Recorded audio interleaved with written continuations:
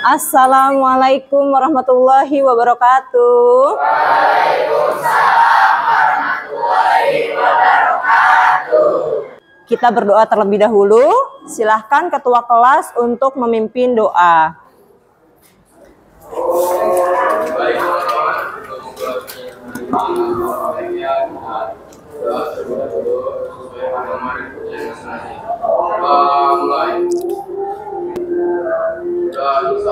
Mengucapkan salam. Assalamualaikum warahmatullahi wabarakatuh. Waalaikumsalam warahmatullahi wabarakatuh. Baik, sebelum memulai kegiatan pembelajaran, kalian semua tahu bahwa kelas yang bersih pasti akan membuat suasana belajar menyenangkan. Dan kebersihan itu sebagian dari maka silahkan cek kebersihan lingkungan kelas kalian. Kalau ada sampah di sekitar meja atau kursinya silahkan dibuang. Sudah? Rapi? Oke, baik. Alhamdulillah. Tetap jaga selalu kebersihan kelas. Karena kondisi kelas yang bersih tentunya mencerminkan warga kelasnya. Baik nak, Ibu akan cek kehadiran kalian satu persatu. Aisyah, Akbar, Anissa, Arya Rizky, Aurel. Alhamdulillah pagi hari ini hadir semua. Nah, Ibu mau tanya nih, bagaimana kabar kalian pagi ini? Alhamdulillah, mendengar kabar kalian baik, mudah-mudahan dengan kalian baik kabarnya, kalian bisa mengikuti kegiatan pembelajaran hari ini juga dengan maksimal tentunya. Boleh Ibu cek semangatnya? Tepuk semangat. Semangat. Oke, baik. Pertemuan hari ini Ibu masuk ke materi selanjutnya ya, mengenai permintaan. Nah, sebelum itu marilah kita untuk relaksasi sejenak. Kalian bisa melakukan relaksasi dengan cara diam sejenak, kemudian kalian atur tarik nafas dan ikuti instruksi dari Ibu ya. Oke, baik. Ibu pengen tahu dulu nih, bagaimana untuk suasana hati kalian pagi ini? Boleh digambarkan dengan emotikon menggunakan tangan kalian. Bagaimana? Apakah senang ya, ataukah sedih, ataukah bagaimana? Yuk pagi ini. Gimana kabar kalian pagi ini? Ayo, suasana hatinya bagaimana? Oke, senang ya. Baik. Oke, gembira sarangeo ya. Oke, baik. Boleh kita relaksasi sejenak ya. Kalian boleh pejamkan mata. Kemudian letakkan tangan kalian di atas paha kalian. Oke. Letakkan tangan kalian di atas paha kalian. Boleh duduknya nyender ke bangku ataupun duduk tanpa menyender, itu gimana nyamannya kalian, duduknya seperti apa. Boleh pejamkan matanya. Silahkan pejamkan mata kalian. Abaikan suara dari luar. Fokus pada suara Ibu serta instruksi dari Ibu. Baik, silahkan tarik nafas dalam hitungan keempat. 1, 2, 3, 4. Bayangkan kalian berada di tempat yang kalian sukai, yang kalian merasa damai, tentram, nyaman. Kalian lihat situasi di sekitar kalian, angin menerpa tubuh kalian. kemudian melihat kicauan burung, langit yang cerah, membuat kalian nyaman berada di situasi itu. Kalian lupakan sejenak beban pikiran kalian. Abaikan suara dari luar, fokus pada suara ibu. Tarik nafas lagi dalam hitungan keempat dan hembuskan dalam hitungan keempat. 1, 2, 3, 4. Oke, silahkan buka mata kalian. Mudah-mudahan dengan melakukan relaksasi ini kalian lebih nyaman, lebih rileks gitu ya. Sebelumnya materi yang sudah kita pelajari mengenai apa, Nak?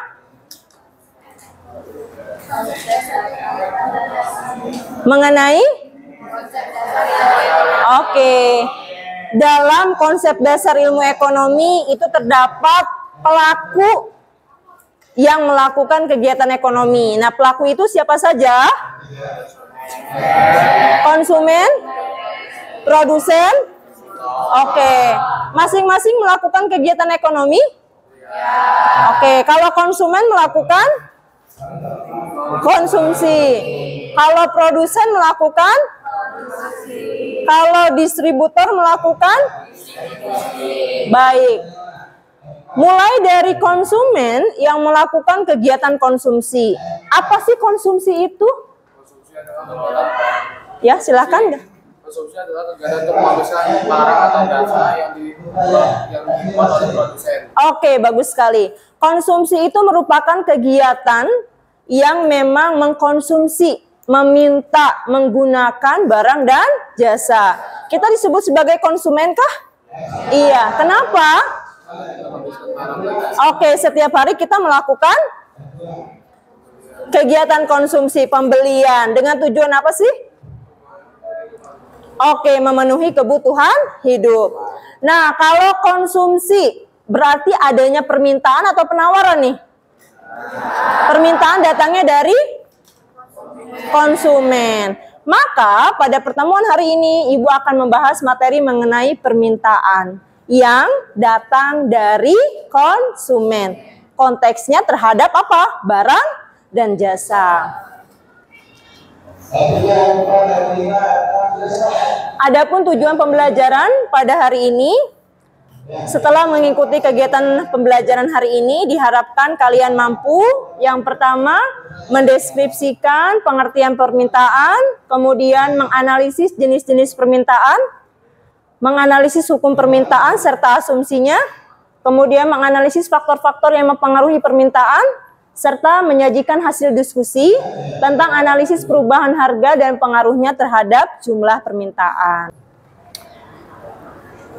Baik, sebelum masuk ke materi, kita ice breaking dulu ya, untuk memotivasi kalian supaya lebih semangat lagi. Kalau tadi kan sudah relaksasi, nah sekarang supaya lebih semangat kita ice breaking dulu.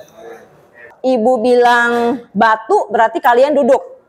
Kalau ibu bilang bata berarti berdiri. Kalau botak itu biasanya adanya di mana? Kepala. Berarti kalian pegang kepala. Kemudian batuk. Ya, batuk biasa gini kan? Ya, oke. Kemudian batik. Batik dipakainya di mana sih biasanya? Baju. Berarti kalian pegang ini ya? Oke. Silakan. Kalian sudah siap? Siap? Baik. Batik. Batuk. Batak. Botak. Batuk. Batik. Batu. Oke, tepuk tangan untuk kita semua. Baik, alhamdulillah, mudah-mudahan dengan ice breaking tadi kalian bisa lebih fokus, karena ice breaking juga salah satu tujuannya adalah untuk memfokuskan kalian supaya kalian lebih semangat mengikuti kegiatan pembelajaran. Oke, baik. Di depan ini ada sebuah gambar. Nah, gambar apakah ini? Ada yang bisa? Orang? Oke, sedang membeli masker. Oke, orang ini disebut pelaku ekonomi yang mana? Konsumen. Kemudian, perhatikan tabel di samping ini. Harga masker awalnya berapa, Nak? Jumlah permintaannya berapa? Harga maskernya semakin apa, Nak? Apa yang terjadi dengan jumlah permintaan masker? Oke, semakin menurun. Kalian ingat nggak pada saat awal COVID, untuk orang-orang supaya stay safe, ya, tidak terhindarlah dari virus COVID, salah satu upaya yang mereka lakukan adalah dengan menggunakan masker. Apa yang terjadi saat itu terhadap masker? Permintaannya bagaimana? Naik. Permintaan naik sekarang. Harganya bagaimana? Mempengaruhi nggak? Oke, ketika permintaan masker naik, harganya bagaimana, Nak? Harganya juga naik. Maka ketika konsumen membeli suatu barang, berarti kan banyaknya permintaan nih terhadap masker kala itu. Maka harga cenderung akan naik. Karena apa faktornya? Karena banyaknya permintaan dari konsumen. Maka produsen cenderung menaikkan harga. Karena tujuan produsen itu apa sih? Iya, untuk mendapatkan keuntungan yang sebesar-besarnya. Baik. Kenapa? Oke, silakan. Karena harga maskernya terlalu tinggi, jadi permintaannya semakin menipis. Oke, boleh dari kamu? Silakan. Harganya itu naik, permintaan dari Oke, selanjutnya. Sebelum masuk ke faktor-faktor permintaan, kalian tahu tidak yang pernah kalian mengalami kenaikan harga barang yang terjadi di Indonesia selain masker apalagi? Minyak, BBM, gas, apalagi? Oke, dan lain-lain ya. Nah, selanjutnya Ibu akan memberikan sekilas materi tentang permintaan ini dengan berbagai alternatif gitu ya, yang disajikan mulai dari video, kemudian PPT, dan Ibu akan bagikan bahan ajar yang sudah Ibu print, serta buku tulis. Sebelumnya kan kita sudah melakukan asesmen diagnostik nih, kalian sudah tahu gaya belajarnya apa ya?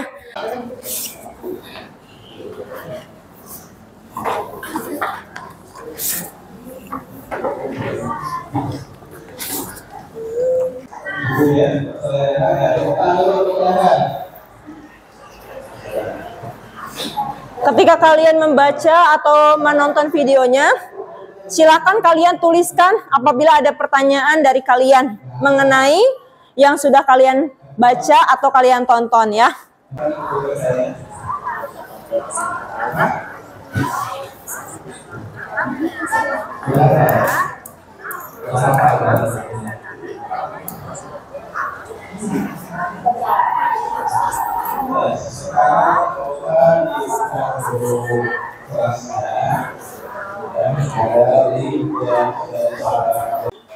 Apakah sudah kalian tonton serta kalian baca?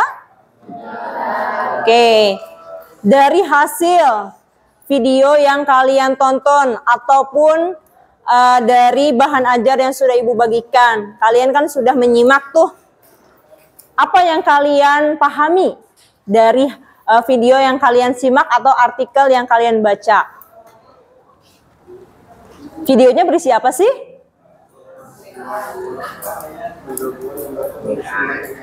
Iya, berisi?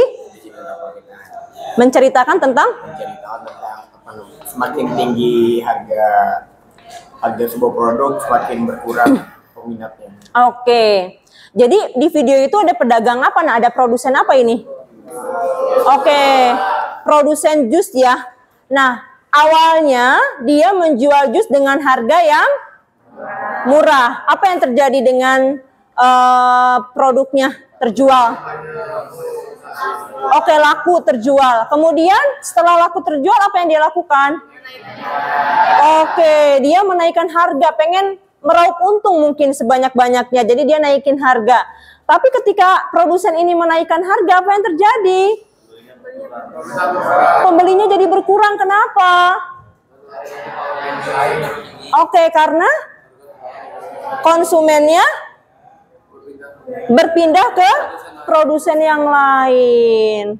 Oleh karena itu, ketika kalian kaitkan dengan permintaan, konsepnya berarti ketika harga semakin naik, maka jumlah barang yang diminta akan semakin berkurang atau semakin turun. Dari artikel yang sudah kalian baca ataupun dari video yang sudah kalian simak, ada pertanyaan? Atau sudah cukup? Baik, kalau begitu Ibu akan melanjutkan ke materi mengenai faktor-faktor yang mempengaruhi permintaan. Sebelum masuk ke faktor, ada yang bisa apa itu pengertian permintaan? Apa sih pengertian? Ya, silahkan. Jumlah barang yang diminta konsumen dengan harga yang bervariasi. Oke, bagus sekali. Berarti permintaan ini merupakan sejumlah barang dan jasa yang diminta oleh konsumen dengan berbagai tingkat harga dan waktu tertentu. Oke, baik. Di sini ada loh faktor-faktor yang mempengaruhi permintaan, mulai dari harga barang itu sendiri sampai prediksi konsumen di masa yang akan datang. Nah, sekarang yang pertama dulu nih, harga barang itu sendiri. Coba dikaitkan dengan tadi masker. Yang kalian pahami apa nih? Kenapa sih harga barang itu sendiri menjadi faktor yang mempengaruhi permintaan? Ada yang bisa? Oke, silahkan. Iya. Oke, bagus sekali. Ketika harganya semakin naik, maka jumlah barang yang diminta semakin turun. Begitupun sebaliknya, harganya turun, maka permintaannya naik. Oke, bagus. Selanjutnya, apa ini? Yang terkait. Ada yang bisa jelasin? Oke, silakan. Apabila harga barang mengganti dan pelengkapnya naik, maka permintaan juga akan turun. Apabila barang penggantinya itu turun, itu peminatnya akan naik. Oke. Nih, coba dikaitkan dengan masker. Ketika harga masker medis naik, maka permintaannya bagaimana? Berkurang. Kemudian konsumen beralih ke masker apa?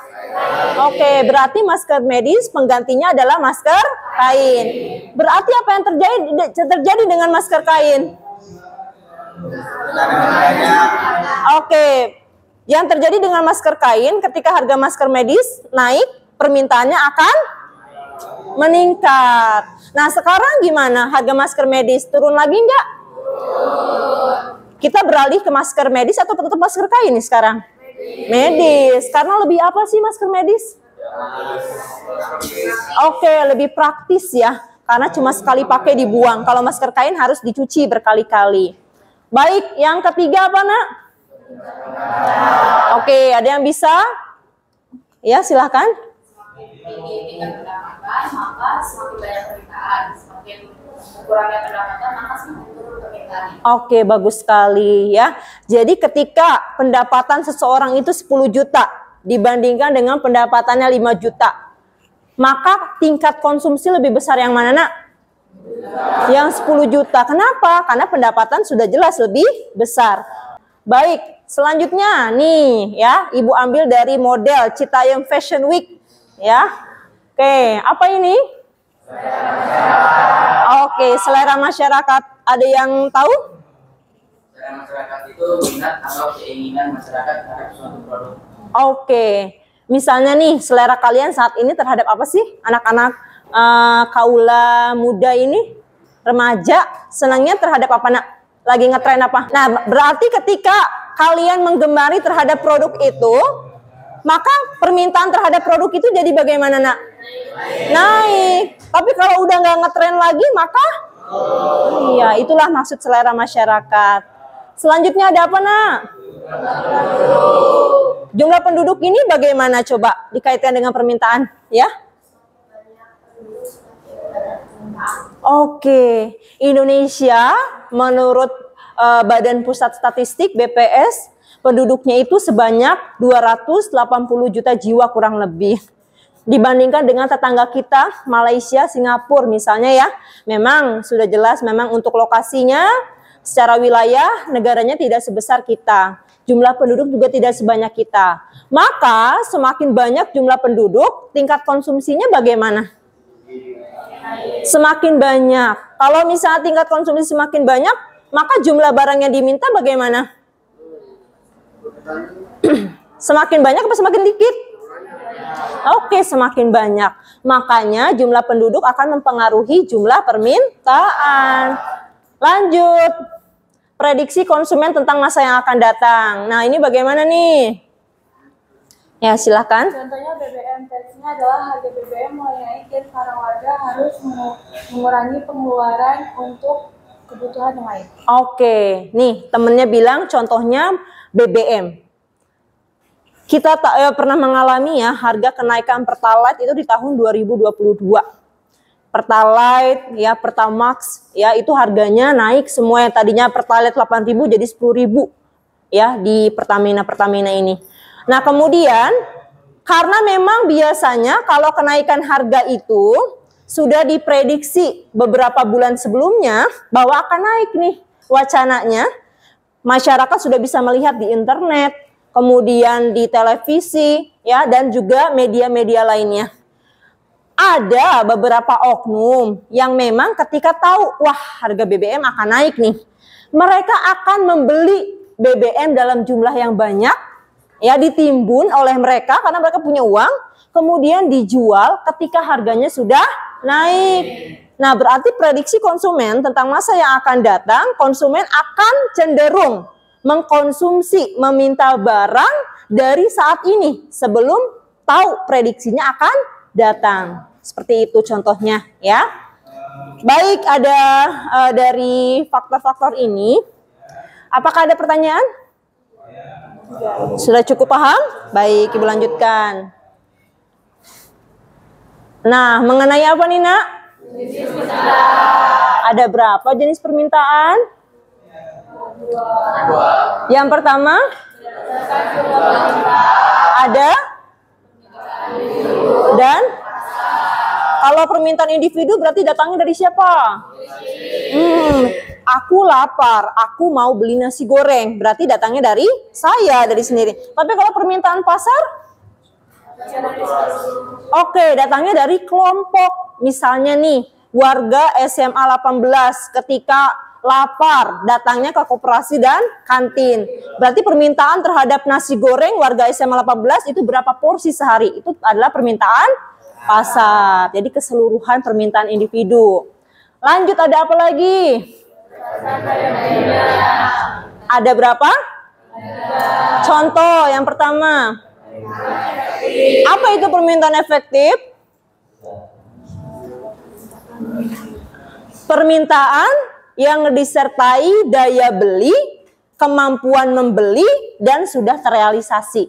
Contohnya, Ari, aku pengen beli sepatu futsal, uangnya ada 200.000. Kemudian dia pergilah ke Bojong, belilah sepatu futsal, sudah terjadi dia beli. Itu adalah permintaan efektif.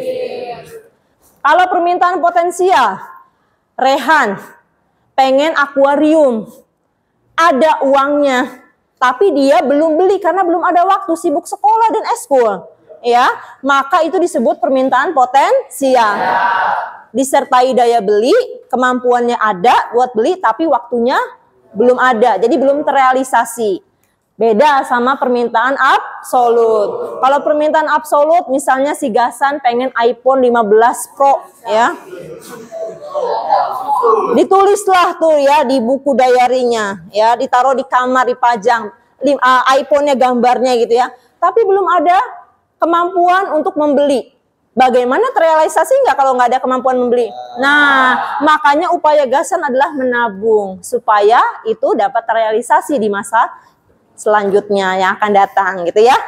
Oke, dari permintaan ini apakah ada pertanyaan? Sudah paham? Sudah. Baik, selanjutnya. Nah, yang terakhir. Ada apa, Nak, di sini? Hukum permintaan berbunyi bagaimana?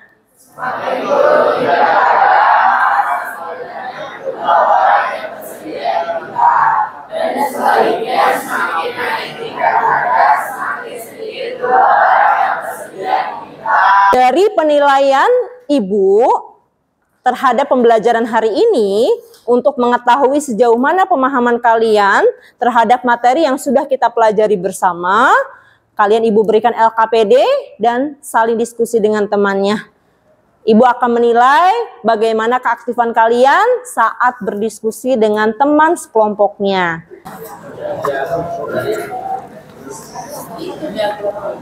Ini bahan ajarnya ya, bisa digunakan untuk referensi dalam menjawab setiap pertanyaan yang tersedia.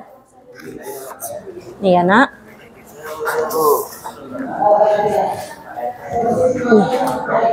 Baik.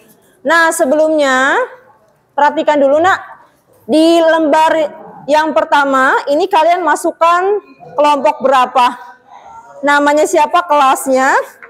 Kemudian kalian bisa melihat di sini ada ringkasan materi untuk referensi kalian menjawab, ya.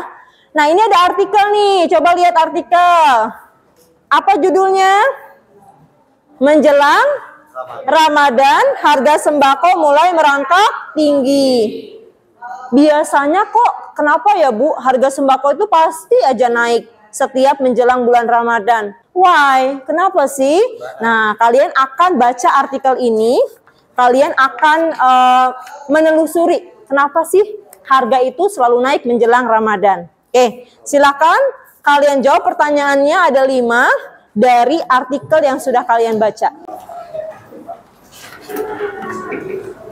Udah kerja kali sekarang kan?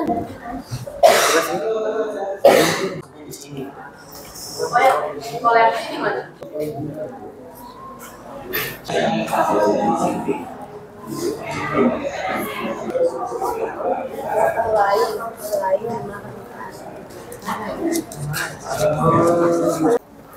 Selamat mengerjakan. Baik, semua sudah selesai? Kalau sudah, kita mulai untuk masing-masing kelompok mempresentasikan hasil diskusi dengan kelompoknya masing-masing. Mulai dari pertanyaan yang pertama. Siapa yang mau menjawab? Oke, silakan Rehan. Di sini saya akan menjawab pertanyaan yang pertama. Pertanyaannya berdasarkan artikel di atas, lakukan analisis kalian mengapa harga kebutuhan pokok menjelang Ramadan selalu mengalami kenaikan. Oke. Nah, karena jumlah barang yang tersedia tidak mencukupi banyaknya barang yang diminta oleh masyarakat. Oke, dari kelompok Raihan, alasan kenapa menjelang Ramadan itu harga barang selalu naik karena stok yang tersedia tidak mampu untuk mencukupi kebutuhan masyarakat yang banyak. Oke, silakan duduk. Mungkin ada yang ingin menambahkan dari kelompok lain? Oke, silakan. Naiknya jumlah permintaan yang tidak diimbangi dengan pasokan barang yang terbatas. Maka sesuai dengan hukum permintaan, ketika permintaan naik dan penawaran turun, harga akan naik. Pada saat bulan puasa dan lebaran melonjak tinggi karena jumlah permintaan terus meningkat, sedangkan jumlah barang yang ditawarkan tetap malah cenderung kurang. Oke, ya. Boleh aplaus dong untuk kelompok 1 dan 2. Oke, terima kasih. Silakan duduk kembali. Bagaimana dengan kelompok yang lain? Apakah jawabannya sama atau ada yang mungkin berbeda? Hampir sama jawabannya? Oke. Nah, betul sekali jawaban dari kelompoknya Agil dan kelompoknya Raihan. Kenapa sih kok ketika menjelang Ramadan itu harga kebutuhan pokok selalu naik? Sekarang gini, kalau umat muslim ya, mayoritas karena negara kita ini kan beragama Islam ya. Kemudian ketika Ramadan berarti kan menjalankan ibadah puasa. Biasanya udah effort tuh, mau puasa, buru-burulah nyetokinlah kebutuhan pokok. Oleh karena itu, karena memang antusiasnya tadi masyarakat untuk melakukan ibadah puasa, mereka itu banyak nih membeli kebutuhan di pasar sebelum puasa ini. Akibatnya apa? Permintaan menjadi naik. Karena permintaan naik, produsen mah begitu memang tujuannya cari untung sebanyak-banyaknya. Mumpung naikin harga. Nah, ada memang jenis kebutuhan komoditasnya itu yang ketika menjelang Ramadan, mereka tuh stoknya yang tadinya stoknya biasa gitu ya, stoknya memang terbatas. Ketika misalnya permintaan melonjak, mereka bingung nih mau bagaimana. Akhirnya menaikkan harga. Nah, seperti itu ya. Kenapa? Menjelang Ramadan kebutuhan pokok selalu naik. Kalian sudah tahu karena tingginya permintaan dari konsumen. Sudah paham? Selanjutnya nomor 2, siapa yang mau jawab kelompoknya? Kelompok dari Ari. Assalamualaikum warahmatullahi wabarakatuh. Waalaikumsalam warahmatullahi wabarakatuh. Dari kelompok 3 ingin menjelaskan tentang apa yang kami dapatkan dari pelajaran ini. Jadi dampak kenaikan harga kebutuhan pokok terhadap konsumen masyarakat. Banyaknya masyarakat yang mengeluh dengan adanya kenaikan harga kebutuhan pokok karena masyarakat tidak dapat membeli bahan makanan seperti yang mereka biasa lakukan. Seperti saat sebelum harganya naik, sehingga dengan adanya kenaikan harga berakibat pada kesejahteraan rumah tangga mereka yang sebelumnya dapat memenuhi hampir semua kebutuhan, tapi setelahnya langka dan bahan pokok mereka jadi membatasinya. Oke, jadi dampaknya apa nih terhadap konsumen? Konsumen akan cenderung untuk mengurangi mengurangi pembelian. Konsumen akan kesulitan, produsen juga sama. Kalau pembeliannya menurun, omsetnya akan pembelian turun. Baik, cukup. Semuanya kelompok sudah menjawab setiap pertanyaan yang kalian sudah diskusikan bersama dengan kawan-kawannya. Maka kita akan simpulkan untuk pertemuan hari ini. Kita sudah membahas tentang apa saja? Yang pertama, permintaan, apa pengertiannya? Kemudian faktor-faktornya, apalagi jenis permintaan serta hukum permintaan. Oke, baik. Untuk Ibu mengetahui sejauh mana pemahaman kalian secara individu, kalau tadi kan secara kelompok. Nah, secara individu maka Ibu membuat kuis di aplikasi Wordwall. Ya, silahkan kalian masuk linknya. Kerjakan kuisnya. Ada berapa pertanyaan? Ada 5 ya. Ada 5 pertanyaan di sana. Kalian kerjakan. Durasi waktunya terbatas hanya 5 menit saja. Jadi satu pertanyaan 1 menit. Oke, silahkan dikerjakan. Oke, nanti kalian screenshot ya. Skor kalian berapa? Kalau benernya 1 20, benernya 2 40, 3 60, 4 80, dan kalau benar semua 100 nilainya. Oke, kurang lebih seperti ini ya.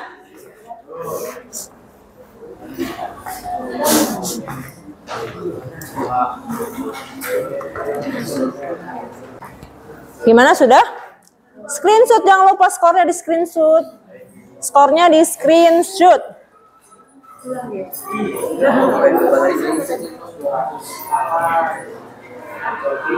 Untuk tugas individu melalui aplikasi Wordwall ada 5 pertanyaan. Kemudian kalian sudah screenshot juga skornya. Maka selanjutnya untuk tugas kalian adalah membuat konsep permintaan di berbagai media. Terserah kalian mau pakai Canva, mau pakai poster kek, mau misalnya ngetek video, itu Ibu bebaskan ya. Jangan lupa nanti untuk dikumpulkan, Ibu akan share link Google Form-nya untuk mengumpulkan tugas ya. Oke, lebih cepat lebih bagus. Lebih cepat maka nilainya akan lebih baik. Sekian untuk pertemuan hari ini. Untuk pertemuan selanjutnya kita akan sama-sama mempelajari tentang fungsi dan kurva permintaan. Tetap selalu semangat sekalian untuk belajar, karena belajar itu sepanjang hayat. Ya, kita sampai tua pun terus belajar. Maka jangan pernah menyerah untuk selalu mencoba, belajar, berjuang. Tentu untuk masa depan yang lebih baik. Ibu akhiri pertemuan hari ini. Assalamualaikum warahmatullahi wabarakatuh. Waalaikumsalam warahmatullahi Baik, boleh dong satu kata untuk Bu Seli? Oke, terima kasih. Assalamualaikum warahmatullahi wabarakatuh.